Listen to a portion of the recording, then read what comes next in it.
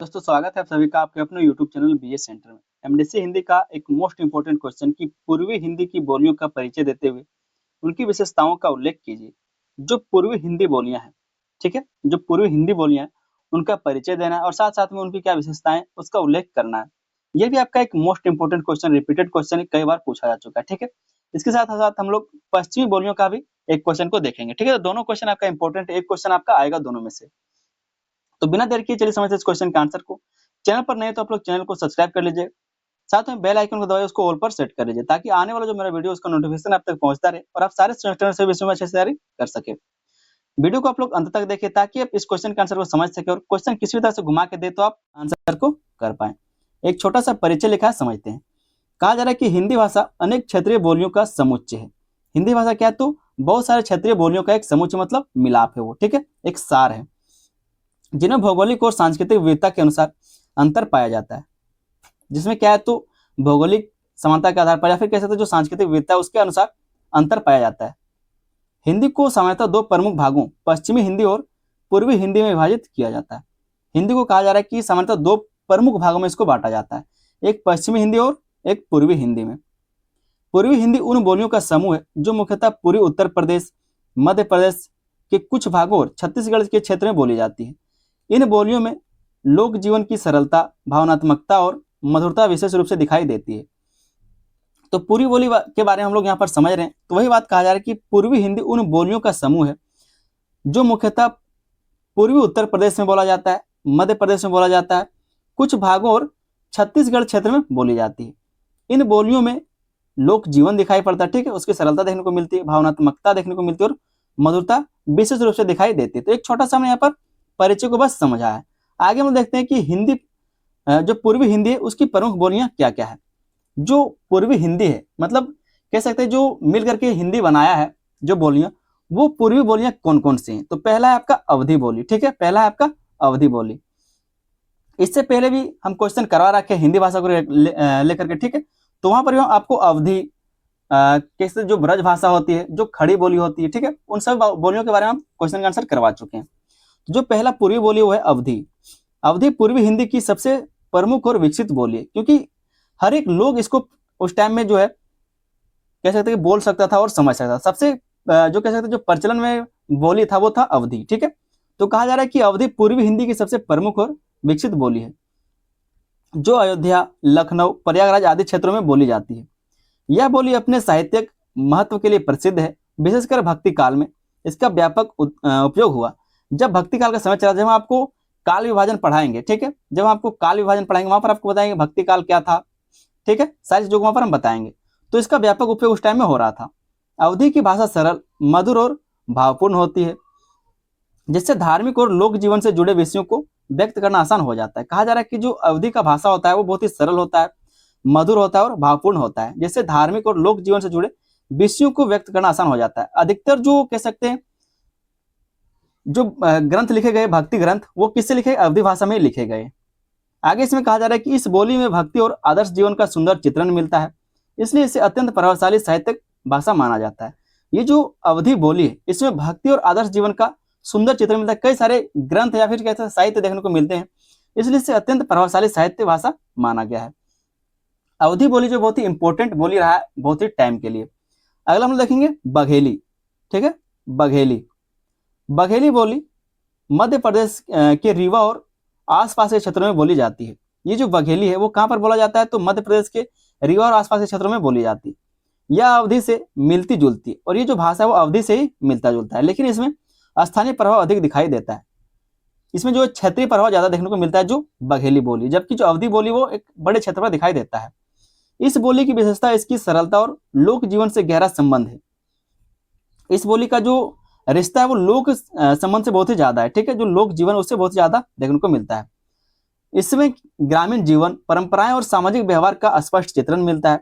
ग्रामीण जीवन किस तरह से रहता है, उसकी परंपराएं क्या है, सामाजिक व्यवहार कैसा है उनका, इन सब चीजों का स्पष्ट चित्रण देखने को मिलता है किसमें? बघेली भाषा में, बघेली बोली में, ठीक है। बघेली मुख्यतः बोलचाल की भाषा है, लेकिन इसमें लोकगीत और लोक कथाएं भी समृद्ध रूप से मिलती हैं। बघेली हालांकि जैसे हम लोग का खोरठा भाषा है उसी तरह से उस क्षेत्र का क्या है तो बोलचाल का भाषा, लेकिन इसमें क्या है बहुत सारे लोकगीत या फिर लोक कथाएं भी समृद्ध रूप से देखने को मिल जाती हैं। अगला जो यहाँ पर इसका मुख्य बोली है वो है छत्तीसगढ़ी बोली। ठीक है, तो पूर्वी बोली में आपने तीनों चीजों को समझ लिया। एक तो आपका अवधी हो गया, दूसरा आपका बघेली हो गया, तीसरा आपका छत्तीसगढ़ी जो छत्तीसगढ़ वाले क्षेत्र में बोला जाता है। कहा जा रहा है कि छत्तीसगढ़ी बोली छत्तीसगढ़ क्षेत्र में प्रचलित है और पूर्वी हिंदी का एक महत्वपूर्ण रूप मानी जाती है। और पूर्वी हिंदी बोली का एक महत्वपूर्ण रूप यह माना जाता है क्योंकि जो भाषा है या फिर जो हमारा हिंदी है वो किससे मिलकर बना है, बहुत सारे बोलियों से मिलकर के बना है। भाषा कब बनता है, जब कोई बोली बहुत विस्तार में फैल जाता है, बहुत सारे लोग उसको समझने या फिर बोलने लगते हैं, तो वो एक भाषा बन जाता है। ठीक है, जिसका एक व्याकरण हो जाता है, जिसका क्या तो कोई नियम हो जाता है किस तरह से क्या बोलेंगे और किस शब्द का क्या अर्थ होगा। जब वहां पर क्या तो एक मानक बन जाता है तो वो एक भाषा कहलाता है, लेकिन वो कहीं ना कहीं बोलियों से तो मिलकर के बनता है। तो छत्तीसगढ़ी बोली के बारे में हम लोग समझ रहे हैं। कहा जा रहा है कि छत्तीसगढ़ी बोली छत्तीसगढ़ क्षेत्र में प्रचलित है और पूर्वी हिंदी का एक महत्वपूर्ण रूप मानी जाती है। इस बोली की विशेषता इसकी कोमलता और सहजता है। ठीक है, कहा जा रहा है कि ये जो बोली है छत्तीसगढ़ी बोली, इसकी विशेषता है इसकी कोमलता और सहजता। इसमें शब्दों का उच्चारण सरल और मधुर होता है जिससे यह सुनने में आकर्षक लगती है। आप लोग जब छत्तीसगढ़ी भाषा सुनेंगे, आज भी जब आप वहां की बोली सुनेंगे तो आपको सुनने में मजा आ जाएगा। छत्तीसगढ़ी में लोकगीत, नृत्य और लोक कथाओं की समृद्ध परंपरा है जो वहां की संस्कृति और जीवन शैली को दर्शाती है। जो लोग छत्तीसगढ़ गए हैं, जो लोग छत्तीसगढ़ के किसी भी क्षेत्र में गए, तो आप लोग कमेंट करके बताइए कि आप वहां का बोली कभी सुने या फिर कभी आपने छत्तीसगढ़ का कोई गाना सुना होगा, वहां को कोई भाषण सुना होगा, तो आप लोग बताइए कि कमेंट करके कि आपने सुना है। ठीक है, बहुत मजा आता है वहां का। आगे हम देखते हैं कि पूर्वी हिंदी की सामान्य विशेषताएं क्या है। जो पूर्वी हिंदी है उसकी सामान्य विशेषताएं क्या है, पूर्वी हिंदी बोली की सामान्य विशेषताएं क्या है। पहला है मधुरता और कोमलता। मधुरता और कोमलता, वहां की जो बोली बहुत ही मधुर है, बहुत ही कोमल है। पूर्वी हिंदी की बोलियों में ध्वनियों का उच्चारण कोमल और मधुर होता है, बहुत ही कोमल और मधुर होता है, मतलब आराम से आप समझ भी सकते हो और सुनने में अच्छा लगेगा आपको। शब्दों का प्रयोग इस प्रकार किया जाता है कि भाषा सुनने में सहज और आकर्षक लगती है। यही कारण है कि इन बोलियों में लोकगीत और भक्ति काव्य अत्यंत प्रभावशाली होते हैं। जब छत्तीसगढ़ का आप गाना सुनेंगे तो गाना भी आपको सुनने में अच्छा लगेगा। जो वहां पर लोग कभी भाषण देते हैं या फिर कोई सभा होता है जिसके बारे में आप सुनते होंगे टीवी में, मोबाइल में, तो आपको वो सुनने में भी अच्छा लगेगा। और जो शब्द चुने जाते हैं, जो बोलने का तरीका होता है, हम लोग का जैसे खोटा बोलने का तरीका है, तो उसी तरह से वहां पर जो छत्तीसगढ़ी बोलने का जो तरीका है वो अलग रहता है। ठीक है, उनका बोलने का तरीका अलग है, सुनने में आपको अच्छा लगेगा, इस बात का पक्का है। दोस्तों इसका विशेषता वो है लोक जीवन से गहरा संबंध। ये जो छत्तीसगढ़ी भाषा या फिर जो पूर्वी बोली है, ये क्या है तो लोक जीवन से गहरा संबंध रखता है। जो भी पूर्वी बोलियां हैं, इन बोलियों का सीधा संबंध ग्रामीण और सामान्य जनजीवन से होता है। इनमें लोगों की दैनिक जीवन शैली, परंपराएं, रीति रिवाज और इनमें क्या है तो लोगों का जो दैनिक जीवन शैली उसके बारे में, परंपराएं और रीति रिवाज और भावनाएं स्पष्ट रूप से व्यक्त होती जो इनकी बोलियां हैं। इस कारण ये बोलियां सांस्कृतिक दृष्टि से बहुत महत्वपूर्ण मानी जाती हैं। इसी कारण कहा जा रहा है कि ये जो बोलियां हैं वो सांस्कृतिक दृष्टि से बहुत ज्यादा महत्वपूर्ण माना जाता है। अगला जो यहाँ पर इसकी विशेषता देखेंगे हम लोग पूर्वी बोलियों का, वो है सरल और सहज भाषा। इनके द्वारा बहुत ही सरल और सहज भाषा बोली जाती है, बहुत ही सरल होता है भाषा और सहज होता है। पूर्वी हिंदी की बोलियां अत्यंत सरल और समझने में आसान होती है। इसमें जटिल व्याकरणीय संरचनाएं कम होती है जिससे आम जनता के लिए इनका प्रयोग करना सहज होता है।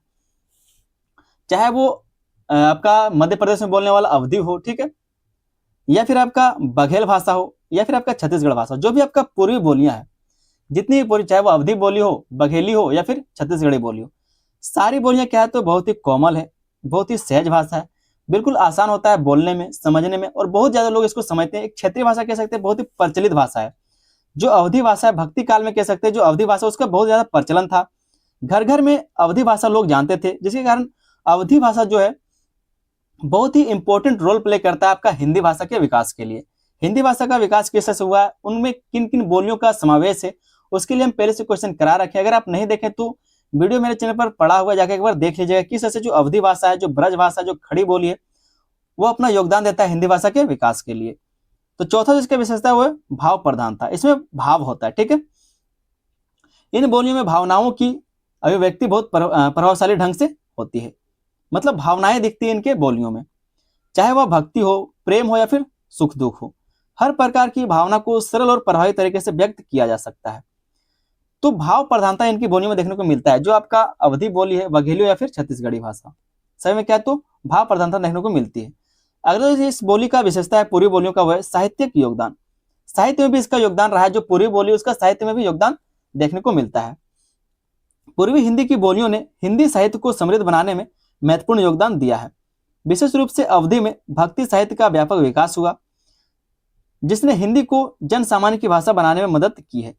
जब खड़ी बोली का विकास हो रहा था दिल्ली के एरिया में, ठीक है, उस टाइम में जो अवधी भाषा है, उस टाइम में बहुत सारे क्या तो भक्ति ग्रंथ लिखे गए थे, भक्ति पुस्तक लिखे गए, भक्ति साहित्य लिखे गए थे। जो भक्ति क्या है तो घर घर में पहुंचा, और क्योंकि अवधि का लोग दीवाना थे उस टाइम में, अवधि को लोग अच्छे से पसंद करते थे, समझते थे, तो जो भक्ति गीत लिखा गया, फिर जो भक्ति ग्रंथ लिखे गए वो घर घर पहुंचा, जिसके कारण अवधि भी घर घर पहुंचा। और लोग पहले से क्या है तो खड़ी बोली बोल ही रहे थे, तो अवधि और खड़ी बोली जब मिला उसमें से बहुत सारे शब्दों का चयन हुआ, और जब जगह क्या है तो हिंदी का विकास हुआ, हिंदी भाषा का विकास हुआ, तो इसलिए कहा जा रहा है कि साहित्यिक योगदान भी इसने दिया है। जो हिंदी भाषा का आज विकास देखते हैं आप लोग, या फिर जो हम लोग हिंदी बोलते हैं, उसमें अवधि बोली का या फिर जो पूर्वी भाषा है, जो पूर्वी बोली, उसका भी योगदान यहाँ पर देखने को बहुत ज्यादा मिलता है।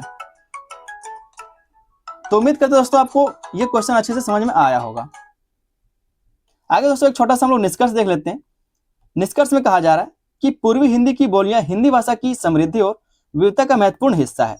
जो पूर्वी हिंदी बोलियां हैं वो हिंदी भाषा की समृद्धि और विविधता का महत्वपूर्ण हिस्सा है। इन बोलियों में सरलता, मधुरता और लोक जीवन की झलक मिलती है। सारे जो पूर्वी हिंदी बोलियां हैं उसमें क्या तो ये सारी चीजें आपको देखने को मिलती है, जो इन्हें विशेष बनाती है। साथ ही इनका साहित्यिक योगदान भी अत्यंत महत्वपूर्ण है। जो पूर्वी बोलियां हैं उनका साहित्य में भी बहुत सारा योगदान देखने को मिलता है, जिससे हिंदी भाषा का विकास में को नई दिशा प्रदान की गई। जैसे कहा जा रहा है कि जिसने हिंदी भाषा के विकास को नई दिशा प्रदान की है, तो जो आपका पूर्वी बोली था वो भी इसमें योगदान देता है। तो उम्मीद करते हैं आपको क्वेश्चन का आंसर समझ में आया होगा। चैनल पर दोस्तों नए तो आप लोग चैनल को सब्सक्राइब कर लीजिएगा, ठीक है, चैनल को आप लोग सब्सक्राइब कर लीजिए, साथ में बेल आइकन को दबाइए, उसको ऑल पर सेट कर लीजिए, ताकि आने वाला जो मेरा वीडियो उसका नोटिफिकेशन आप तक पहुंचता रहे और आप सारे सेमेस्टर अच्छे से तैयारी कर सके। वीडियो पसंद है तो वीडियो पर लाइक कर दे, अपने दोस्तों में इसको शेयर भी कर दीजिएगा। मिलते दोस्तों हम लोग किसी अगले वीडियो में, तब तक के लिए धन्यवाद। जय हिंद।